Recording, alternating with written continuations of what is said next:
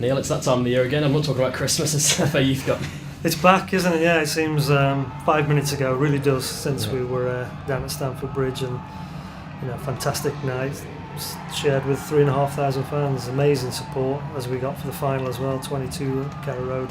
It was a magical time. It was a fantastic achievement for everyone concerned, and like I say, it seems 2 minutes ago and here we go again. We're starting off again. We'll get onto Wednesday's game in a minute, but just looking back again at last year, I mean, it seemed to happen so quickly, and the momentum, and 1 minute you're playing in front of a couple of hundred fans, and next 20,000. Well, it was. I think it gathered pace at the Everton game, I think, in the quarter-final, when we'd played 3 home games, QPR, Millwall, Birmingham, and then all of a sudden we're in the quarter-final, which was a fantastic achievement in itself. And to go to Goodison, at the stadium against a really, really good, fancied Everton side, and to produce the performance we did, I think then really got everybody going in Norfolk, and from then on it went mad, didn't it? I mean, 10,000 fans for a semi-final first leg was incredible, but then to get nearly 22,000 fans and really fill the ground against Chelsea in the final, it was phenomenal, and it was.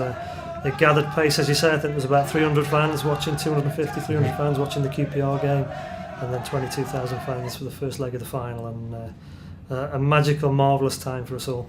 Is this it's a third round game, is that the game you've had your eye on since the start of this season, obviously? Absolutely, yeah.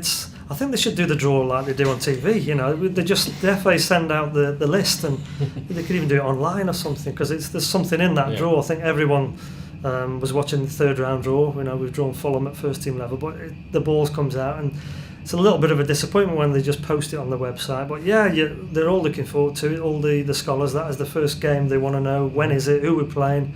Where's it being played at? And I'm glad it's being played at Deepdale.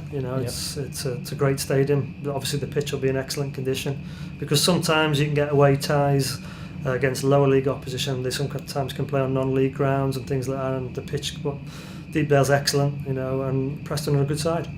And obviously you've got the lads who played last year, great experience for them, and then the new lads who have got no experience of it whatsoever. How do you sort of manage that? That's the one frustrating thing, is that the team that won the competition isn't going to get a chance to defend it, because the good thing is we signed 8 professionals from that, so they're now they're battling for places in the manager's first team, with Josh Murphy being the classic example, and but replacing them is 9 first years that have just come in from school, just starting their careers, and they get the chance, and we've said to them, there's no pressure on them, because you're not really the team that won it. I think there's only 3 or 4 that are eligible from last year's final team, so there's no pressure on them, but there's a fantastic opportunity for them to go and make a name for themselves, and this is the competition to do it, because this is the one, as we just said, that attracts the attention, and if you play well in it and progress in it far enough, then the rewards are there. As you said, there's a bit of focus, and obviously the cameras are there and everyone's talking about it. Training on the best pitch at Colney today. I know. Are they buzzing?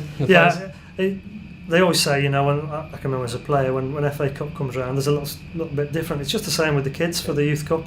That's their big one. Yes, they're playing week in, week out against Chelsea's, Arsenal's, Man United's, Liverpool's in the Academy League, but the Youth Cup is the one where it is everyone's in it.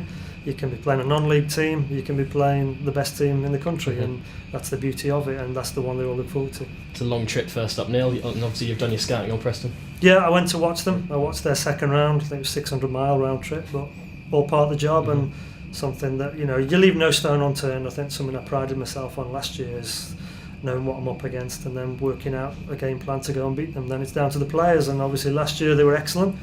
They did everything that I asked of them, and this group now have got a chance to go and try and get as far as they can. Yeah, and finally, Neil, I've got to ask you about Josh Murphy. How proud are you of him?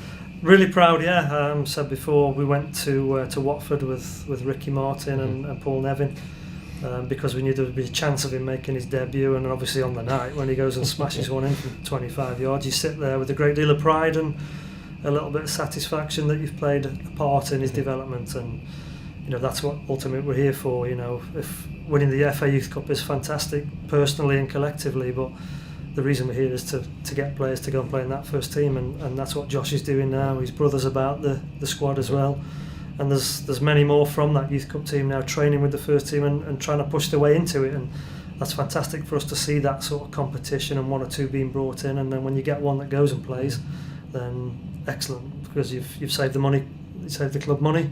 You've also developed a player to the standards that are required, and the standards obviously are massive.